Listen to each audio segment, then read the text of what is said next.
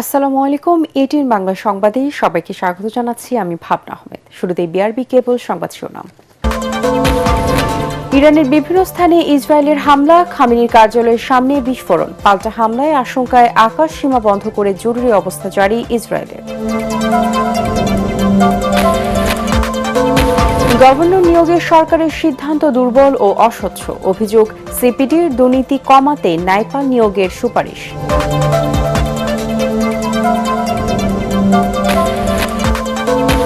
সরকার আইনগতভাবে ফ্যাসিস্টদের বিচার করতে বদ্ধপরিকর বললেন আইনমন্ত্রী। সরকারি কর্মকর্তারা দুর্নীতি করলে কঠোর ব্যবস্থার হুঁশিয়ারি।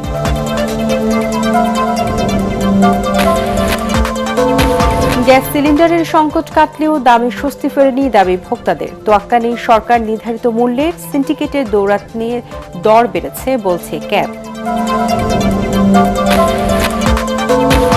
এবং এখনো পুরোপুরি প্রস্তুত হয়ে ওঠেনি ২১শে বইমেলা। কিছু স্টলে বই পৌঁছালেও শেষ হয়নি বেশিরভাগের কাঠামো নির্মাণ এবং সাজসজ্জার কাজ। শুনছিলেন বিআরবি কেবল সংবাদ শিরোনাম, এবারে বিস্তারিত। ইরানের বিভিন্ন স্থানে যৌথ হামলা চালিয়েছে ইসরায়েল ও যুক্তরাষ্ট্র। মিসাইল হামলার তথ্য স্বীকার করেছেন ইসরায়েলের প্রতিরক্ষা মন্ত্রী ইসরায়েল কাটজ। তেহরানের বিস্ফোরণের শব্দ শোনা গেছে বলে জানিয়েছে বিবিসি। দেশটির সর্বোচ্চ নেতা আয়াতুল্লাহ আলী খামেনির কার্যালয়ের সামনে বিস্ফোরণের ঘটনা ঘটেছে, তবে খামেনিকে নিরাপদে সরিয়ে নেওয়া হয়েছে বলে জানিয়েছে তেহরান। এদিকে হামলার সময় ইসরায়েলি সেনারা নিজেদের নাগরিকদের সতর্ক করে নিরাপদ স্থানে থাকার নির্দেশ দিয়েছে। পাল্টা হামলায় আশঙ্কায় নিজেদের আকাশ সীমা বন্ধ করে দেশে জরুরি অবস্থা জারি করেছে ইসরায়েল। তবে এই হামলার পর ইরান এখনও পাল্টা হামলা চালায়নি, যদিও হামলার কঠোর জবাব দেওয়ার হুঁশিয়ারি দিয়েছে ইরান। অন্যদিকে কাতারে মার্কিন দূতাবাসের কর্মকর্তাদের নিরাপদে সরিয়ে নেওয়ার নির্দেশ দিয়েছে যুক্তরাষ্ট্র।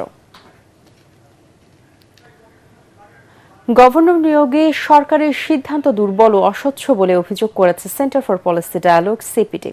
সংস্থাটির গবেষণা পরিচালক খন্দকার গোলাম মোয়াজ্জেম জানান, দুর্নীতি ব্যবসার সবচেয়ে বড় সমস্যা।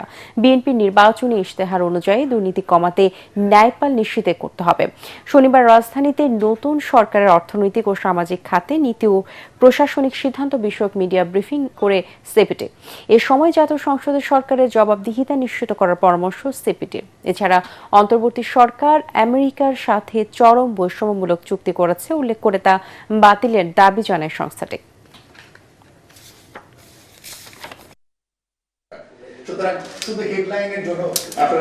সরকার আইনসঙ্গতভাবে ফ্যাসিস্টদের বিচার করতে বদ্ধপরিকর বলে জানিয়েছেন আইনমন্ত্রী অ্যাডভোকেট আসাদুজ্জামান। ঝিনাইদহ জেলা প্রশাসকের সম্মেলন কক্ষে সরকারি দপ্তরের প্রধানদের সাথে মতবিনিময়ের শেষে সাংবাদিকদের কথা বলেন তিনি। সরকারি কোনো দপ্তরের কর্মকর্তা দুর্নীতি করলে তার বিরুদ্ধে কঠোর ব্যবস্থা নেওয়ার হুঁশিয়ারি দিয়ে আইনমন্ত্রী বলেন, দুর্নীতিবাজ কর্মকর্তাদের শুধু চাকুরিই যাবে না, তাদের বিরুদ্ধে মামলাও হবে। আইনের শাসন, ন্যায় বিচার, মানবাধিকার প্রতিষ্ঠায় সরকার বদ্ধপরিকর উল্লেখ করে আসাদুজ্জামান বলেন, নারায়ণগঞ্জ সহ দেশের বিভিন্ন স্থানে নারী ও শিশু ধর্ষণকারীদের বিরুদ্ধে কঠোর ব্যবস্থা নেওয়া হবে। দুর্নীতির আশ্রয় কেউ নেয়, শুধু তার চাকরি যাবে, ডিপার্টমেন্টাল প্রসিডিং হবে সেটা হবে না, সাথে তার বিরুদ্ধে একটা দুর্নীতির মামলাও হবে। মাদকের ব্যাপারে জিরো টলারেন্স, সন্ত্রাস, রাজনৈতিক দুর্বৃত্তায়ন, সামাজিক হানাহানি, মারামারি সমস্ত কিছু নিরপেক্ষভাবে ব্যবস্থা নেওয়ার জন্য প্রশাসনকে আমরা নির্দেশ দিয়েছি। সরকার জনমতগুলোকে দেখছেন এবং সরকার আইনসঙ্গতভাবে ফ্যাসিস্টদের বিচার করতে বদ্ধপরিকর। দেশের মানুষের ভাগ্য পরিবর্তনের জন্য কর্মকর্তা কর্মচারীদের কাজ করার আহ্বান জানিয়েছেন প্রধানমন্ত্রী তারেক রহমান। নিজ কার্যালয়ের কর্মকর্তা কর্মচারীদের সাথে মতবিনিময় সভায় তিনি বলেন, বাংলাদেশের মানুষ অনেক প্রত্যাশা নিয়ে সরকারের দিকে তাকিয়ে আছে। কর্মকর্তা কর্মচারীরাও সেই সরকারের অংশ উল্লেখ করে তিনি বলেন, সরকার তখনই ভালো করবে যখন সরকারি কর্মকর্তা সহ সংশ্লিষ্টরা সরকারকে সহযোগিতা করবে। এ সময় প্রধানমন্ত্রী বলেন, প্রত্যেকটি রাজনৈতিক দলের একটি ম্যানিফেস্টো থাকে। একটি সুষ্ঠু নির্বাচনের মধ্য দিয়ে জনগণ বিএনপিকে নির্বাচনী ম্যানিফেস্টো বাস্তবায়নের পক্ষে রায় দিয়েছে। তাই ম্যানিফেস্টোর প্রতিশ্রুতি অনুযায়ী কাজ করার আহ্বান জানান প্রধানমন্ত্রী তারেক রহমান। সরকারের কাছে প্রত্যাশা রাখছে বাংলাদেশের মানুষ, আপনারাও কিন্তু সেই সরকারেরই একটি অংশ, এবং সরকার ভালো চলবে তখনই যখন আপনারা সরকারকে সহযোগিতা করবেন। আমাদের প্রত্যেকের আল্লাহর কাছে শুকরিয়া আদায় করা উচিত যে আল্লাহ আমাদেরকে একটা সুযোগ দিয়েছেন, আমাদেরকে আল্লাহ সেই পরিস্থিতি বা সুযোগ দিয়েছেন যেখানে আমরা যদি স্ব অবস্থান থেকে সচেতন হই, অবস্থান থেকে যদি আমরা কাজ করি, অবশ্যই আমরা একটা অবদান রাখতে পারবো। রাজধানী ও নরসিংদী সহ দেশের বিভিন্ন স্থানে নারী ও শিশুদের উপর নির্যাতন ও হত্যার প্রতিবাদে মানববন্ধন করেছে জামাত ইসলামীর মহিলা বিভাগ। সকালে জাতীয় প্রেস ক্লাবের সামনে আয়োজিত কর্মসূচি থেকে অপরাধীদের দৃষ্টান্তমূলক শাস্তি এবং দ্রুত বিচার নিশ্চিত করার দাবি জানান তারা। দলের মহিলা বিভাগের সেক্রেটারি নুরুন্নেসা সিদ্দিকা অভিযোগ করেন, নারী ও শিশুদের নিরাপত্তা নিশ্চিতে প্রশাসনের দুর্বলতা রয়েছে। নারী ও শিশু নির্যাতনের ক্ষেত্রে জিরো টলারেন্স নীতি গ্রহণ এবং সামাজিক যোগাযোগ মাধ্যমে কুরুচিপূর্ণ মন্তব্যকারীদের আইনের আওতায় আনার দাবি জানান তিনি।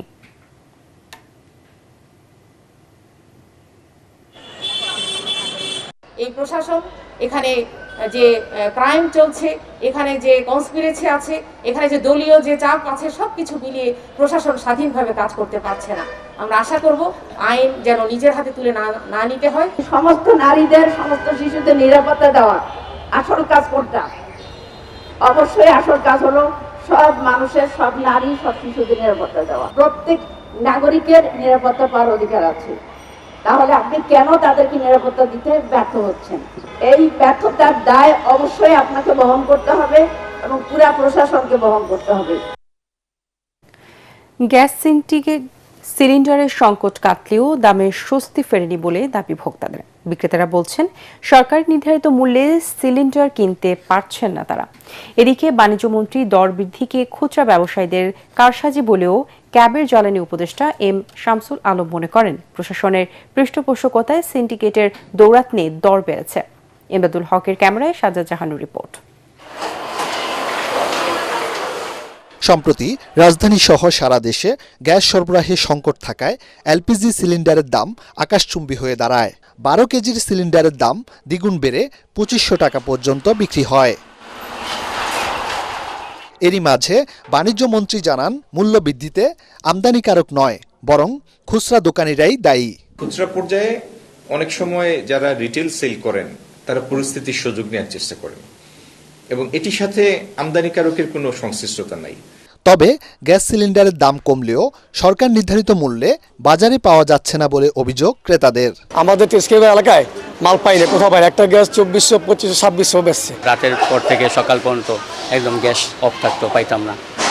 দুই দিকেই সংকট, এইটাও পাইতেছে না, লাইনের গ্যাসও পাইতেছে না। তাহলে এত গ্যাস গেল কোথায়? প্রশ্ন তো অবশ্যই একটা জাগে। সিলিন্ডারের দাম বাড়ায় নিজেদের দায় এড়িয়ে খুচরা বিক্রেতারা দাবি করেন, ক্রয় মূল্য থেকে সামান্য লাভে বিক্রি করেন তারা। সরকারি লিঞ্জে মূলত আমরা কিনতেই পাই না। আমাদের ডিউল 1358 টাকা কিনা পড়ছে বেশি, এরপর লোড আনলোড খরচ আছে, যে একটা বোতল আনলো লাগে 70-80 টাকা ভাড়া। এদিকে সার্বিক পরিস্থিতির জন্য প্রশাসনের উদাসীনতাকে দায়ী করলেন কনজিউমার অ্যাসোসিয়েশন অব বাংলাদেশ ক্যাবের জ্বালানি উপদেষ্টা ডক্টর এম শামসুল আলম। এই ব্যবসায়ীদেরকে এ ধরনের বাজার নিয়ন্ত্রণে মন্ত্রণালয়ের আশ্রয় দিয়ে এসছে, প্রশ্রয় দিয়ে এসছে এবং বিআরসি আইন অবমাননা করছে এবং নানা অজুহাতে সংকট তৈরি হয়েছে। সেই সংকট দেখিয়ে তারা বেশি দামে বিক্রি করেছে এবং ভোক্তাদেরকে কাছ থেকে তারা অসহায় এবং তাদের সুযোগ নিয়ে তাদেরকে লুণ্ঠন করেছে। আগামীতে গ্যাসের ক্ষেত্রে গ্যাস সিলিন্ডার এলপিজি নির্ভরতা বাড়ানোর পরামর্শ নানা ক্ষেত্র থেকে থাকলেও সম্প্রতি গ্যাস সিলিন্ডারের দাম যেভাবে বেড়েছে তা ভাবিয়ে তুলেছে ভোক্তা পর্যায়ে। ভোক্তারা বলছেন, এই সেক্টরকে সিন্ডিকেট মুক্ত করে বাজার নিয়ন্ত্রণে সরকার দায়িত্বশীল ভূমিকা পালন করবেন। সাজ্জাদ জাহান, এটিএন বাংলা, ঢাকা। বহুল প্রতীক্ষিত অমর একুশে বইমেলার উদ্বোধন হলেও এখনও পুরোপুরি প্রস্তুত হয়ে ওঠেনি মেলা প্রাঙ্গণ। অল্প কিছু স্টলে বই পৌঁছালেও বেশিরভাগের কাঠামো নির্মাণ এবং সাজসজ্জার কাজ শেষ হয়নি। বই বিক্রেতারা আশা করছেন আগামী 2-1 দিনের মধ্যেই মেলা পূর্ণাঙ্গ রূপে ফিরে আসবে। মেলা ঘুরে এসে রিপোর্ট করছেন জামিল হাসান শান্ত। প্রধানমন্ত্রী তারেক রহমানের হাত ধরে শুরু হলো এবারের অমর একুশে বইমেলা। এরই মধ্য দিয়ে খুলে গেল লেখক, প্রকাশক ও পাঠকদের বহুল প্রতীক্ষিত মিলন মেলার দ্বার।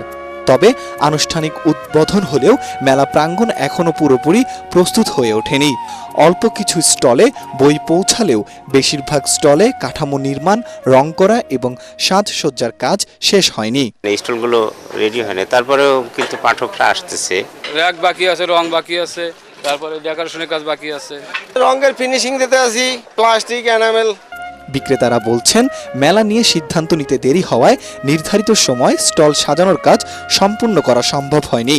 তবে আগামী 2-1 দিনের মধ্যেই মেলা পূর্ণাঙ্গ রূপে ফিরবে বলে আশা তাদের। স্টলে 2 দিন সময় পাইছি আমরা, 2 দিনের সময় তো মাঝে একটা এত বড় একটা স্টল দাঁড়া করা সম্ভব না, তার কারণে একটু দেরি হয়ে গেছে আমাদের।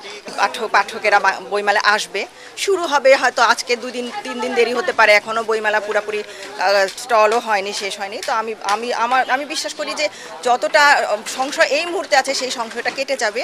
প্রকাশক ও লেখকরা বলছেন রমজানের মধ্যে পাঠক সমাগম তুলনামূলক কম, তবুও কেউ কেউ মেলা দেখতে এসছেন।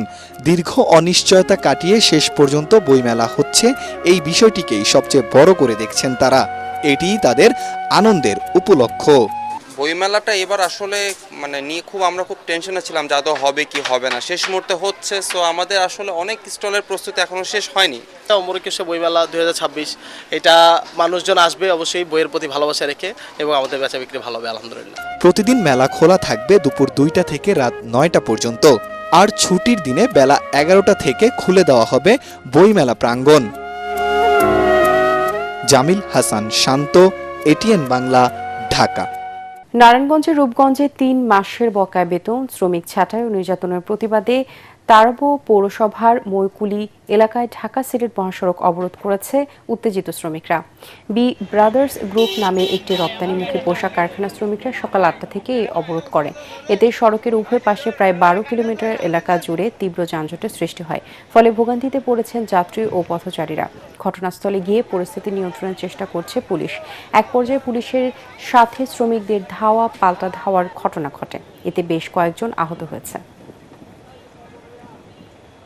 এবারে পূবালী ব্যাংক বাণিজ্য সংবাদ।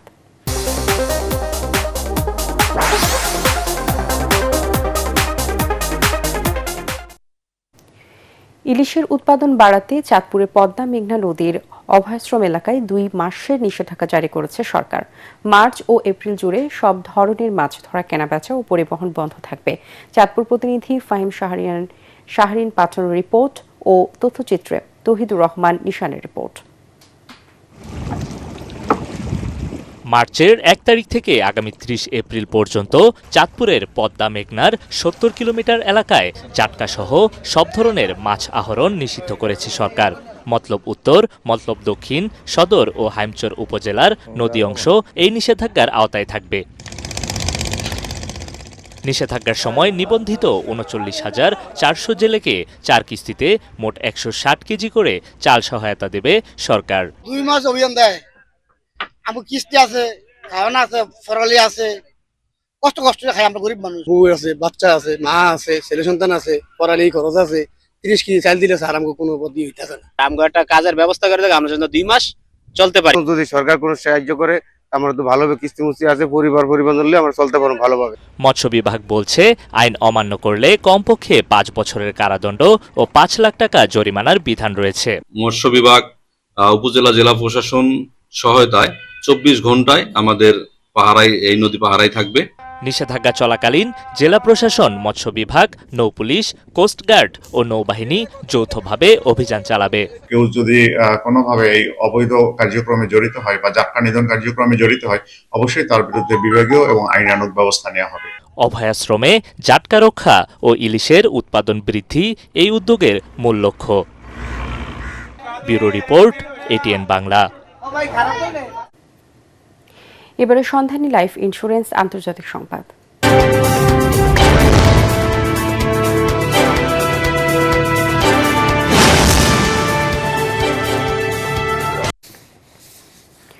চরম পর্যায়ে পাকিস্তান আফগানিস্তানের সীমান্ত উত্তেজনা, অব্যাহত রয়েছে সংঘর্ষ।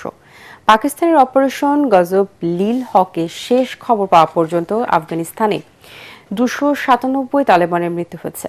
তালেবানদের দাবি তাদের হামলায় 55 পাক সেনা নিহত হয়েছেন। যুদ্ধবন্ধে আলোচনায় বসতে প্রস্তুত কাবুল। যুদ্ধবন্ধের আহ্বান জানিয়েছে জাতিসংঘ। আরও জানাচ্ছেন নিয়াজ জামান সজীব। আফগানিস্তানের বিরুদ্ধে অপারেশন গজব লীল হক চালিয়ে যাচ্ছে পাকিস্তান। দুই দেশের সংঘাতময় উত্তেজনায় ব্যাপক হতাহতের খবর পাওয়া গেছে। পাকিস্তানের তথ্যমন্ত্রী আতাউল্লাহ তারার জানিয়েছেন, আফগানিস্তানের আরিয়ানা কমপ্লেক্সে নতুন করে তালেবানের আরও 8টি চেকপোস্ট উড়িয়ে দিয়েছে তাদের সেনারা। ধ্বংস করেছে 135টি ট্যাঙ্ক ও সাজোয়াজান। এখন পর্যন্ত 297 তালেবানের মৃত্যু হয়েছে বলে দাবি করেছে ইসলামাবাদ। আহত হয়েছেন অন্তত 450 জন। এদিকে পাকিস্তানের খাইবার পাখতুনখোয়ার বান্নুতে আফগান ড্রোন হামলায় আহত হয়েছে 5 জন। কাবুলের দাবি, এ পর্যন্ত পাকিস্তানের 55 সেনা নিহত হয়েছে। পাকিস্তানের সীমান্তবর্তী জাজি ময়দান, আলিশির এবং তেরাজিতে সেনাদের অবস্থান লক্ষ্য করে হামলা চালিয়েছে আফগানিস্তান। আলোচনার মাধ্যমে চলমান উত্তেজনার সমাধান চাই আফগানিস্তান। তবে এ ব্যাপারে এখনও নিজেদের অবস্থান পরিষ্কার করেনি পাকিস্তান। যুক্তরাষ্ট্রের প্রেসিডেন্ট ডোনাল্ড ট্রাম্প জানিয়েছেন, পাকিস্তান এবং আফগানিস্তানের মধ্যে উত্তেজনা নিরসনে হস্তক্ষেপ করবে না তার নেতৃত্বাধীন প্রশাসন।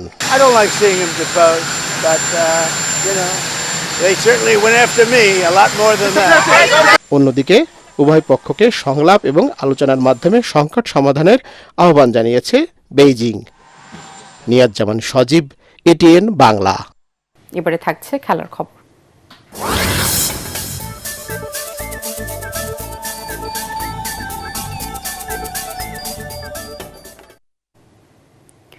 গ্রুপ পর্বের শেষ দিকে নেট রান রেটের সেই চিরচেনা সমীকরণ নিয়ে পাকিস্তান আবারও এক ক্লাসিক পরিস্থিতির সামনে দাঁড়িয়ে। স্বাগতিক শ্রীলঙ্কা ইতোমধ্যেই টি-20 বিশ্বকাপের আসর থেকে ছিটকে গেছে। তাদের জন্য এটি আনুষ্ঠানিকতার ম্যাচ হলেও নিউজিল্যান্ডের বিপক্ষে ইংল্যান্ডের জয় পাকিস্তানের সেমিফাইনালে খেলার স্বপ্নটা এখনও টিকে আছে।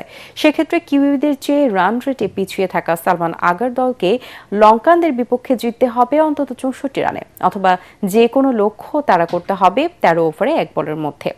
পাল্লে খেলেতেই খেলাটি শুরু হবে সন্ধ্যা 7:30টায়।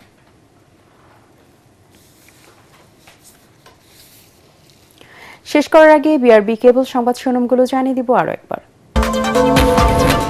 ইরানের বিভিন্ন স্থানে ইসরায়েলের হামলা, খামেনির কার্যালয়ের সামনে বিস্ফোরণ, পাল্টা হামলার আশঙ্কার আকাশ সীমা বন্ধ করে জরুরি অবস্থা জারি ইসরায়েলের।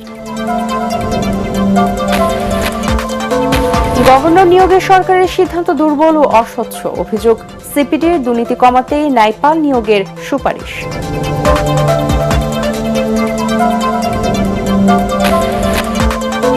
সরকার আইনসঙ্গতভাবে ফ্যাসিস্টদের বিচার করতে বদ্ধপরিকর বললেন আইনমন্ত্রী। সরকারি কর্মকর্তারা দুর্নীতি করলে কঠোর ব্যবস্থার হুঁশিয়ারি। গ্যাস সিলিন্ডারের সংকট কাটলেও দামের স্বস্তি ফেরেনি দাবি ভোক্তাদের। তোয়াক্কা নেই সরকার নির্ধারিত মূল্যের, সিন্ডিকেটের দৌরাত্মে দর বেড়েছে বলছে ক্যাব। এবং এখনো পুরোপুরি প্রস্তুত হয়ে ওঠেনি 21শে বইমেলা। কিছু স্টলে বই পৌঁছালেও শেষ হয়নি বেশিরভাগের কাঠামো নির্মাণ এবং সাজসজ্জার কাজ। পরবর্তী সংবাদ দেখার আমন্ত্রণ জানিয়ে এখনকার মতো শেষ করছি এটিএন বাংলার সংবাদ। ইউটিউবে দেখতে ব্রাউজ করুন youtube/ATN বাংলা নিউজ। ধন্যবাদ সবাইকে।